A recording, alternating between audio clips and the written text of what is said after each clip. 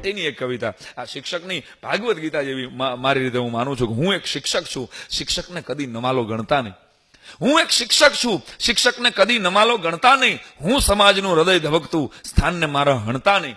મેં કલાકો ગળા ઢળીને વર્ગખંડ મહેકાવ્યા છે, મેં કળીઓને ફૂલ બનાવી બાગ બાગ મહેકાવ્યા છે, અને મેં વાવી છે શિષ્ટ સભ્યતા, હવે આ મોસમ લણતા નહીં. હું એક શિક્ષક છું, શિક્ષકને કદી નમાલો ગણતા નહીં. હવે સાંભળજો, આદર્શોના ઈંધણ નાખી મેં સંસ્કારો રાંધ્યા છે.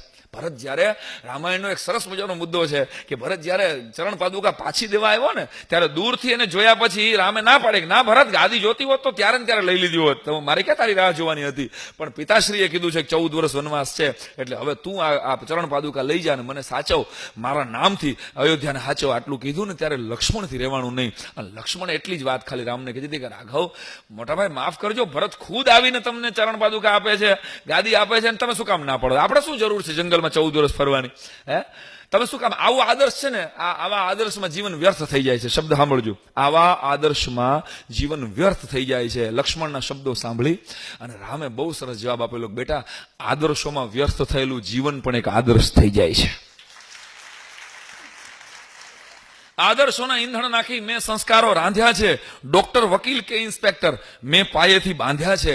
હું પાયાનો પથ્થર, કોઈ જૂઠ ઇમારત ચણતા નહીં. હું એક શિક્ષક છું, શિક્ષકને કદી નમાલો ગણતા નહીં. ખાણમાં નાખી હાથ અને મેં કંઈક હીરાઓ ઝળકાવ્યા. ખાણમાં નાખી હાથ અને મેં કંઈક હીરાઓ ઝળકાવ્યા. અને શબ્દનો સેવક થઈને સાક્ષરતાના નેજા ફરકાવ્યા. અને તમે શું આપ્યું? સમાજને કીધું છે. અને તમે શું આપ્યું? પૂછોમાં જખમને ખણતા નહીં. હું એક શિક્ષક છું, શિક્ષકને કદી નમાલો ગણતા નહીં. અને છેલ્લા અંતરામાં મેં લખ્યું છે કે હા, હું હકથી વટથી કહું છું, સમાજ મારો ઋણી છે. સમાજમાં જો શિક્ષકો ન મળ્યા હોત, ગુરુજનો જો ન મળ્યા હોત સાહેબ, તો મને કહેવા દો કે આ સમાજ અત્યારે જે દિશામાં જઈ રહ્યો છે ને, એ કોઈ અહીંયા હોત જ નહીં. એની સભ્યતાનો પાછળ, એની સંસ્કૃતિ પાછળ, એની ભાષાના વિવેકની પાછળ શિક્ષકનો હાથ છે સાહેબ. હા, હું હકથી વટથી કહું છું, સમાજ મારો ઋણી છે.